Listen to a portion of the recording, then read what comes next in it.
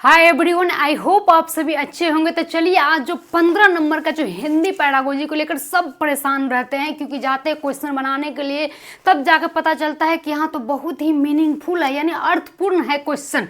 तो आइए उसको आसान बनाने के लिए कुछ मैं इससे कह सकते ट्रिक आपको हम देंगे, जिसमें पता चलेगा आपको कि कैसे कैसे हिंदी का क्वेश्चन आता है। और इसी तरह आप जानते हैं कि अभी जस्ट हम अब स्कूल से आए हैं, तो सोचे आप लोग के लिए थोड़ा सा कुछ मतलब अच्छा कर दे ताकि आप लोग को आसान हो जाए। तो आइए ये है, हम जानते हैं कि ये जो क्लास चलता है आपको ये फाइनल टच एकेडमी में, जो कि ऑफलाइन ऑनलाइन दोनों चलता है, और दोनों के साथ में जो है यूट्यूब पे कभी कभी फ्री क्लास भी मिलती है।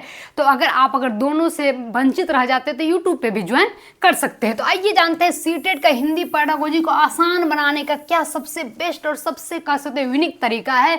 तो सबसे बेस्ट और तरीका क्या होता है, हिंदी पैडागोजी कुछ नहीं है। कहेंगे कुछ कैसे नहीं है, या आपका कहना गलत है। तो हिंदी पैडागोजी ये है कि जैसे आप सीडीपी पढ़ते हैं तो सीडीपी क्या है, पैडागोजी है, लेकिन सीडीपी का ही पैडागोजी को हिंदी में ट्रांसलेट हो। जैसे कहेंगे कैसे, मान लेते हैं कि आप जो है वहां पर सीडीपी का मतलब क्या हो, एक चाइल्ड के बारे में यानी एक बच्चों के बारे में बताना है, एक बच्चों के बारे में समझना है। लेकिन हिंदी में क्या होता है कि उसी बच्चों को हिंदी पढ़ने के लिए यानी कि भाषा के बारे में जानने के लिए क्या करना है। तो आसान तो आधा तब हो जाएंगे जब आप समझेंगे कि हिंदी को हिंदी जैसा ही कैसे अटेम्प्ट करें। यानी आपको हिंदी को समझने के लिए, हिंदी को बनाने के लिए आपको क्या करना होगा, तो हिंदी का मतलब ही होता है अर्थपूर्ण, यानी अर्थों को जानना होगा। तो आइए जानते हैं कि ट्रिक से 15 नंबर को कैसे कवर करेंगे इस वीडियो में। समझिए 15 नंबर कंप्लीट करने वाले हैं हम। तो आइए थोड़ा सा देख लेते हैं, जिसमें देखते हैं कि सीटेट पास हमारा आज का क्लास का रहा, ज्यादा नहीं 15 मिनट का या 10 मिनट का वीडियो रहेगा, उसमें कुछ जानते हैं। यहां से देखते हैं कि 15 नंबर का ट्रिक क्या है। 15 नंबर के ट्रिक में एक नंबर जो दिया हुआ है वो आपका है क्या, भाषा परिवेश, यानी कि भाषा का परिवेश कैसा है, भाषा का वातावरण कैसा है। तो आप जानते हैं कि एक बच्चा घर से क्या सीख के आता है, तो घर से सीख के आता है घर की भाषा, और स्कूल में जाकर सीखेगा क्या, स्कूल का भाषा। यानी कि दोनों का बीच का किसका डिफरेंस है, परिवेश का। तो पहला चैप्टर जो होता है भाषा अर्जन और अधिगम, सबसे इंपॉर्टेंट और सबसे बेहतरीन पॉइंट यही है परिवेश, यानी कि स्कूल का परिवेश और घर का परिवेश का दोनों का डिफरेंस है। डिफरेंस क्या है, घर में सहज होता है और स्कूल में नियम होता है। तो सबसे पहला क्वेश्चन जो 3 से 4 क्वेश्चन बनता है पहला चैप्टर से, अगर आपके देखिए ये वीडियो उसी को समझ में आएगा जो एक बार पढ़ लिया है, थोड़ा सा जरूरी है उसको समझिए। सपोर्ट का जो बच्चे नहीं पढ़े उसको इस वीडियो से कुछ नहीं होगा, वो सिर्फ झूठो कहानी है कि 15 मिनट के वीडियो में पास हो जाइए, ये नहीं होता। उसके लिए आपको पढ़ना पड़ेगा, है कि नहीं। जो पढ़े हैं उसके लिए बहुत बेस्ट होगा कि परिवेश का अंतर है दोनों के बीच, यानी वातावरण का क्या माहौल है। दूसरा जो पॉइंट है कि भाषा का प्रयोग, सबसे बेहतरीन बात कि अगर हिंदी का क्वेश्चन आ जाए तो विभिन्न विभिन्न तरीकों से, विभिन्न विभिन्न यात्राओं से, विभिन्न विभिन्न चीजों से प्रयोग किया जा सकता है। जैसे कि आइए हम यहां से जानते हैं 4 चैप्टर है जिसका नाम है भाषा शिक्षण सिद्धांत, भाषा शिक्षण सूत्र, भाषा शिक्षण विधि और भाषा शिक्षण सहायक सामग्री। इन चारों जो है ये सबसे इंपॉर्टेंट हिंदी पैडागोजी में होता है, यानी हिंदी पैडागोजी को समझने के लिए ये 4 चैप्टर वेरी वेरी इंपॉर्टेंट है। जैसे कि आप जानते हैं कि इन चारों चैप्टर को हमारे लिए क्या है, जैसे कि सिद्धांत होते हैं शिक्षक के लिए। एक शिक्षक आप बनेंगे, आपसे क्वेश्चन पूछता है कि हिंदी टीचर होने के कारण आप क्या करेंगे, तो आप क्या करेंगे हिंदी टीचर होने के कारण, तो यही बताता है सिद्धांत। सूत्र बताता है कि आप टीचर होने के नाते बच्चे को किस तरीके से अप्लाई करेंगे, ये बताता है सूत्र। और विधि बताता है कि क्या क्या विधि से बच्चे को पढ़ाएंगे ताकि आसान हो जाए। और सामग्री बताता है कि एक बच्चे को जैसे कि बोर्ड नहीं रहा तो उसको समझाने के लिए चीज कमी हो जाएगा, तो यही चीज जो समझाने के लिए ये सामग्री हो गया। यानी पैडागोजी को सबसे बेस्ट बनाने के लिए सिर्फ ये 4 चैप्टर है, और ये चारों चैप्टर में सबसे ज्यादा अधिक जो होता है वो क्या होता है, प्रयोग होता है, यानी बच्चे को प्रयोग हम कैसे कराए जाते हैं। आइए भाषा को कैसे सीखनी है यही चीज प्रयोग में बताया जाता है, और इसी चीज से जो है हमारा पूरा का पूरा पैडागोजी टर्म बना है। तो एक एक तरीकों से हम पढ़ेंगे। ये तो सिर्फ इंट्रोडक्शन क्लास था, ताकि आप अभी से 4 मिनट 5 मिनट सीटेट का क्लास है, अगर आपने नहीं पढ़ा है तो जरूर ज्वाइन करिए, नहीं तो फिर छूट जाएंगे। 6 महीने की लेट नहीं, 6 साल की लेट हो जाएगी, फिर जॉब से छूटी, यानी आपकी जिंदगी बहुत लेट हो जाएगी, है कि नहीं। आइए यहां से जानते हैं तीसरा, जिसको जानते हैं कि भाषा अर्जन की क्षमता। भाषा अर्जन की क्षमता का मतलब क्या हुआ कि भाषा को अर्जित कैसे करना है। ये जो है तीन मनोवैज्ञानिक ने बताया। एक तो अर्जन जानते हैं कि भाषा का ग्रहण करना हुआ अर्जन। दूसरी बात, चौमस्की में जब जाते हैं तो चौमस्की के बारे में आपको पता होने की कहा कि अर्जन से एक बच्चे जो है बेहतरीन तरीकों से भाषा को सीख सकते हैं। दूसरी बात जो चलते हैं स्टीफन क्रैसन के अनुसार, स्टीफन क्रैसन ने कहा कि एक बच्चे को व्याकरण सीखना है, अधिगम पे सबसे ज्यादा जोर दिया स्टीफन क्रैसन ने, परिकल्पनाओं को पेश किया, लेकिन परिकल्पनाएं कैसी होनी चाहिए तो अर्जन के अनुसार होनी चाहिए, ये भी बताया। तो यही क्षमता तो है जो कि जन्मजात सबसे ज्यादा एक बच्चे में भाषा अर्जन क्या होता है, जन्मजात, यानी बच्चे जो है क्षमता जन्म से लेकर आते हैं। आप एक टीचर है और आप एक बच्चे हैं तो आपके अंदर जो है क्षमता वो जन्म से ही है, यानी क्या है, नेचुरल है। लेकिन यहाँ जो क्षमता को जागृत करने का काम क्या है शिक्षक को, तो वो किस किस तरीके से, इसके बारे में चौमस्की ने बहुत ही डिटेल में बताया जो कि आपको बैच में मिलेगा। यहाँ तो बस इंट्रोडक्शन है कि कैसे कैसे हिंदी का पेडागोजी बनता है। इस सारे पॉइंट से आपको जरूर जो एग्जाम एक बार दिए होंगे उसको ये चीज जरूर लीड होता होगा कि आप जो है ये चीज कहीं ना कहीं देखे थे क्वेश्चन में। तो आइए यहाँ से हमारा जो है समझिए कि 3 चैप्टर खत्म हो गए, जिसका था अर्जन और अधिगम, दूसरा था चौमस्की, तीसरा था आपका भाषा सिद्धांत सूत्र और क्या है विधि और सामग्री। आइए आगे कुछ पॉइंट को पकड़ते हैं। जिस पॉइंट के बारे में कहा जाए तो उसका नाम था, जिसको कहा जाता है क्या, आकलन और मूल्यांकन, जो कि सबसे बेहतरीन चैप्टर है। यानी बेहतरीन इसीलिए है क्योंकि एक बच्चे को जांचने के लिए, यानी एक बच्चे क्यों नहीं पढ़ रहे और बच्चे क्यों पढ़ रहे हैं, यही तो आपको जानना है पेडागोजी में। और इसी को जानने के लिए हमारा जो सबसे बेहतरीन है वो क्या है, आकलन है।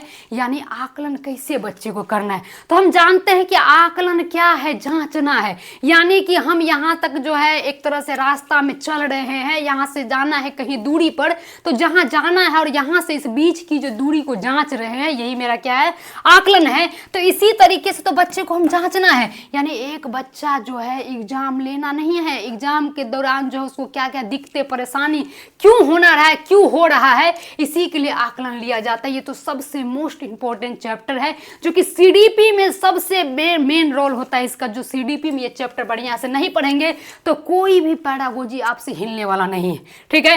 तो इसीलिए आप जानते हैं कि पोर्टफोलियो वाला भी वर्ड सुने होंगे, तो इसमें पोर्टफोलियो इसीलिए सबसे अहम रोल देता है क्योंकि हमारा सारा एक्टिविटी इसमें रहता है, यानी एक एक एक्टिविटी उसमें शामिल है। इसीलिए जो है पोर्टफोलियो का सबसे ज्यादा अहम रोल होता है जो कि क्वेश्चन में बार बार नहीं हर बार रिपीट किया जाता है। ऐसा जानते हैं हिंदी पेडागोजी आसान हो जाएगा जब इन चीज़ों को आसान से हम लोग सीखेंगे। आगे चलते जो बहुभाषिकता के बारे में, जो सबसे पहले शिक्षक को जानना चाहिए कि एक बच्चा जो है एक ही शिक्षक से है नहीं पढ़ता है। यानी कहने का मतलब है कि एक बच्चा जो है अपने घर के शिक्षक से पढ़ के, यानी अपने मम्मी पापा से पढ़ के आए होते, अपने भाई दोस्त से पढ़ के आए होते, यहाँ स्कूल में आकर उसको जो है एक स्कूली शिक्षक मिलता है, फिर दोस्तों के साथ दोस्ती वाला शिक्षक मिलता है। यानी बच्चों के पास सब तरह की भाषाएं हैं, इनको समझना होगा आपको। और इसको किसके रूप में लेना है, तो संसाधन के रूप में, ना कि आपको बाधा के रूप में। संसाधन का मतलब क्या, आपको लगना चाहिए कि नहीं ये जो है बहुत ही बेटर है, इससे हम भी सीख रहे हैं और आप भी इसको सीख रहे। एक कहानी भी लिखा गया है जिसमें कवि ने ये कहा है कि एक शिक्षक भी बच्चे से ज्ञान लेते हैं और बच्चे भी शिक्षक से ज्ञान लेते हैं, इसीलिए दोनों का दोनों अपूर्ण है। ऐसे नहीं जानते कि पूरा परिपूर्ण कोई आदमी है, ठीक है। तो यही चीज बहुभाषिकता में पढ़ना होगा, तो एक एक करके डिटेल वहां पढ़ते हैं। इसके बाद कहता है अवसर। अवसर का मतलब हुआ कि ऐसा नहीं कि हमको जैसे कि जाके यहाँ पर कहानी पढ़ा देना है, जैसे नहीं कि हमको डांस करवा देना है, डांस कराने का अवसर मिलने तब तो। यानी एक बच्चे को जीन पियाजे कहता है पहले क्या, तो अवसर। अवसर कैसा, तो जैसे कि आप जानते हैं जीन पियाजे कहता है कि एक बच्चे को पहले करने के लिए दीजिए, यानी पहले काम करेगा तभी तो सीखेगा।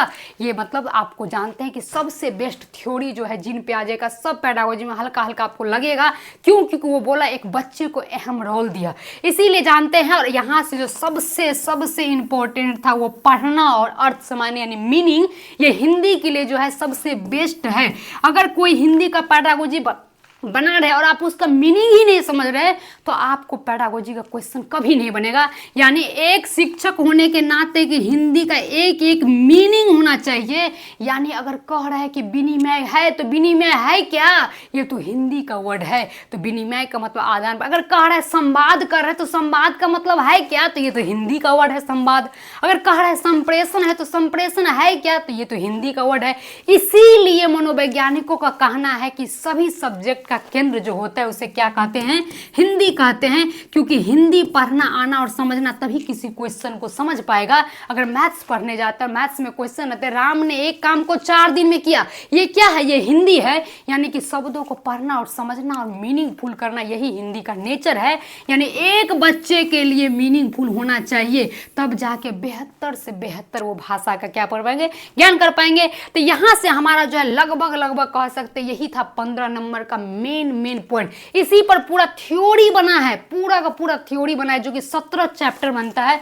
और इन्हीं 17 चैप्टर को हम 6 महीना लगातार फाउंडेशन बैच में पढ़ते हैं। अगर आपको लगा कि क्या है, तो इस क्या है से नहीं जहाँ काम चलेगा। थोड़ा सा बस जो है प्रयास करके, मेहनत करके, यानी कि थोड़ा सा आपको एफर्ट लगा के जो है कहीं भी बैच लीजिए, लेकिन बैच लेकर, क्योंकि 6 महीना लेट मतलब आपके लिए जो है 6 साल लेट के बराबर है। तो यहाँ से हम लोग जो है थोड़ा सा यहाँ से चलते हैं, जो कि सबसे इंपॉर्टेंट और कह सकते हैं महत्वपूर्ण पॉइंट है कि भाषा अर्जन मतलब हम जान गए कि क्या था, जो भाषा को अर्जित करते। लेकिन कैसा माहौल में, चाहे वो स्कूल में करे, चाहे वो घर में करे, चाहे कहीं भी कहे, कहता है एनसीएफ की सहज होना चाहिए, यानी बोझ नहीं होना चाहिए। तो ये चीज़ है, चाहे अधिगम में वो कुछ भले कठिन प्रयास से अधिगम को सीखते हैं, लेकिन एक शिक्षक होने के नाते उसे सहज बनाने का रोल आपका है। यही पेडागोजी को समझने का टर्म है। तो इसको समझेंगे तभी जब आप एक एक पॉइंट को पढ़ेंगे। स्वाभाविक का मतलब है कि एक बच्चे का नेचर, यही स्टीफन क्रेसन बोला कि उसके स्वभाव में है, तो उस स्वभाव को क्यों नहीं बढ़ाया जाए?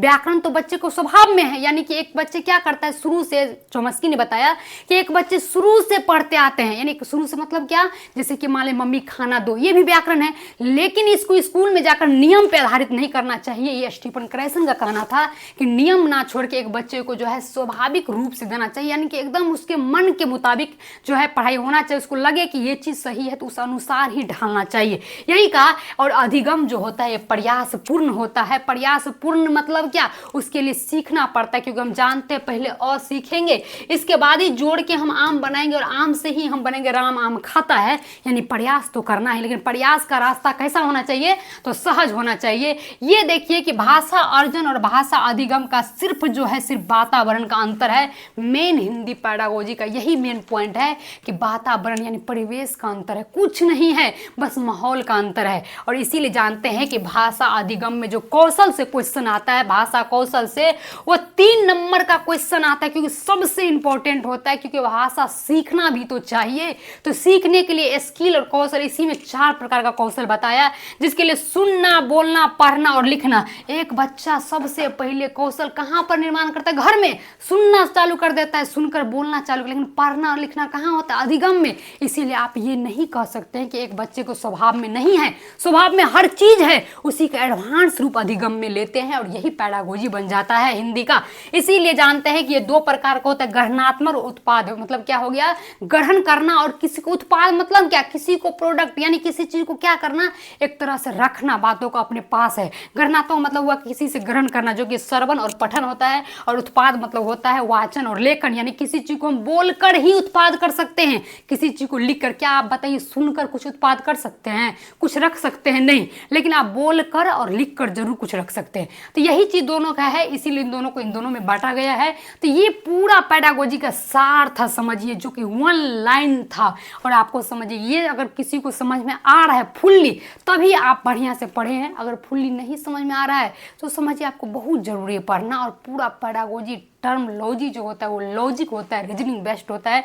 तो पढ़िए बेस्ट इन बेस्ट, ठीक है। फिर मिलते हैं आपको नेक्स्ट क्लास में। अभी जो है आप जरूर डेमो करके, हर सब्जेक्ट के यहाँ पर लगभग डेमो होगा, करिए। और ऑफलाइन ऑनलाइन दोनों करिए। नंबर दिया होगा, जिस नंबर पे आपको डिस्क्रिप्शन में या तो कहीं भी सर का नंबर होगा 999999, ठीक है, 69694651, ये था मतलब 4 गो 9 है और 6 9 है, 4 6 और 5 1।